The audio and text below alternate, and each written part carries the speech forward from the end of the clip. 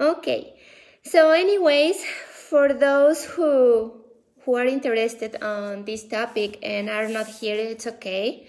I'm going to record it and upload it on my YouTube channel, just in case. So, for those that don't know me, I'm Sol Calderon. I'm director of Black Cat Belly Dance Studio. I'm a Fat Chance Belly Dance certified studio. And I'm an Access Consciousness bar certificate, bars facilitator. I'm sorry. And well, I did this live before for the Latin community. Since Spanish is my native language, I just wanted to share this with all my community, and then I said, why not in English? So here I am. So we have thought that competition is good, that competition helps us to improve, that competition is healthy, but how do you feel when you are within competition? And within the dance community and in any other in another kind of our lives, in another in our jobs, or anyway, we feel the competition, and sometimes we can feel it as something really heavy, because competition compares. To be able to compete, we need to compare ourselves with someone else or something else. If we are talking about dance studios or companies, business. So usually we want to think that it's something that is going to help us out to improve. But the reality is that it feels so heavy. It feels like we don't want to compete. We don't want to be there. So what if we don't have to do it? What if there is something else possible out of competition? When we see someone that we really love the way she dances or the way she manages her business, her dance studio, we want to be like her. And even for example, in college, I was taught to follow my competitors, to be able to improve my services and do something better. But what if we don't have to do that? What if we can do something totally different? Because let's go back to our childhood. We learned a lot of aspects, a lot of things that no one else was taught.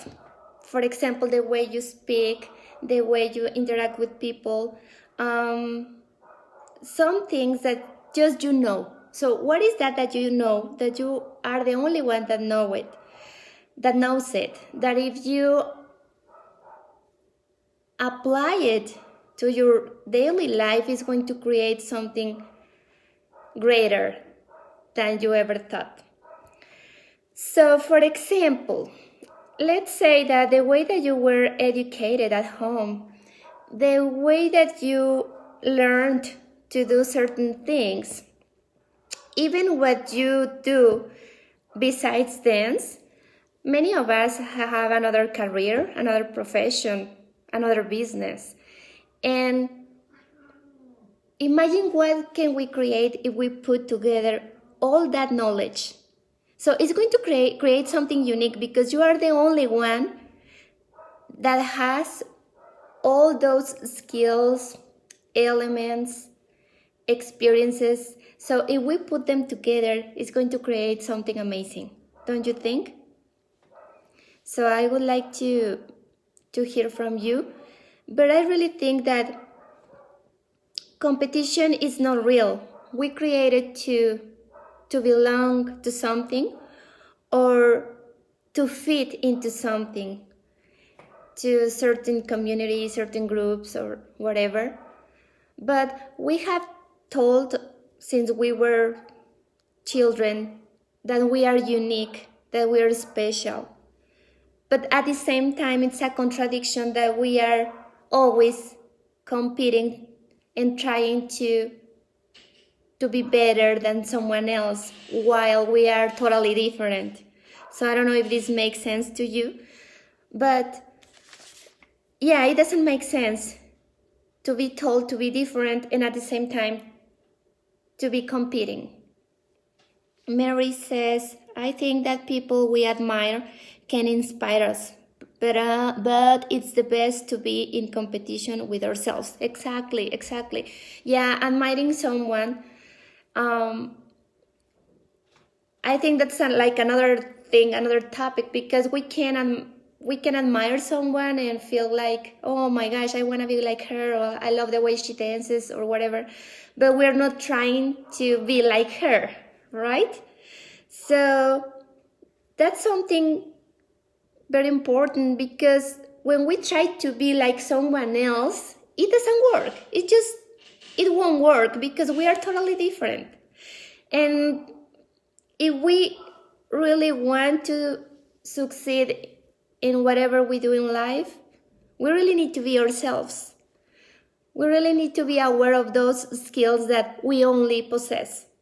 So, coming back to your background, so there is the way that you were raised at home, your career or your profession, your friends, your community, the country where you grew up, what else, the culture, just to mention some of them.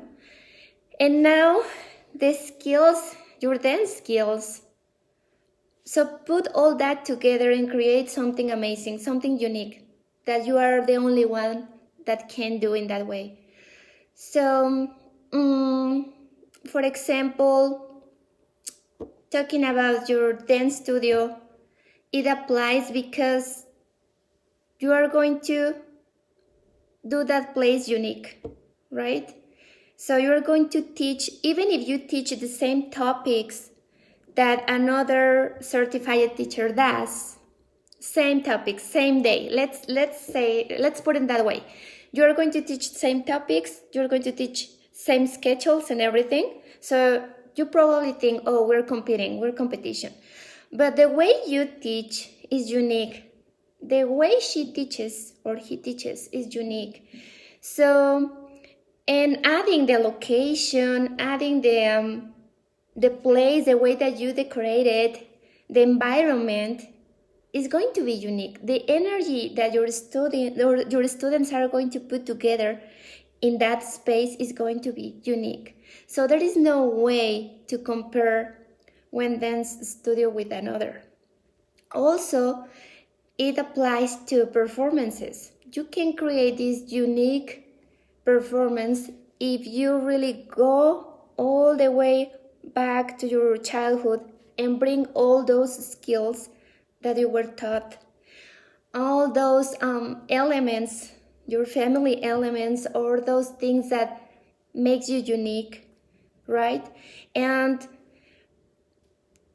you can say, well, my career doesn't have anything to do with dance. Probably not directly. But if you dive in, you're going to find some elements that are going to help you to create something amazing. I'm doing that now. I'm learning a lot and I'm discovering a lot in my childhood that is helping me to create beautiful things. Yeah. Hi, Diana. How are you? Well, Diana was the first one that told me about doing this live, and I really appreciate it. Thank you, Diana. So yeah, there is no way to be equal that someone else, or to offer the same services than any other person, because we are unique. So some other things, technical things that could help us to see all these differences is, for example, if you teach an online class and you teach it how you say, for example, in Zoom, or you, anyways, it doesn't matter what source you use to do your class, but it's a live class. It's not the same if you teach a pre-recorded class. So probably people who is going to attend a live class are those who want to get some feedback, that they are very outgoing, they are not afraid to be on the screen, they are not afraid to show their dance practices, versus some other students that they are a little more shy. Probably they would prefer to take a Zoom class, a pre-recorded class, because they don't want to be seen. Probably they want to pause a lot because their learning experience or their learning process is slower, which that's fine too. So we all have different targets, we all have different kind of students, and that's okay. I mean, hi Anna. So yeah, we all are offering something totally different. So I don't think we are competition. Also, instead of thinking, what does she have that I don't have? I would say, what do I have that can contribute to her? And what does she have that could contribute to me? And what can we create together? So I've seen Diana doing this a lot, which is amazing. I love it. So creating new stuff with someone else, right?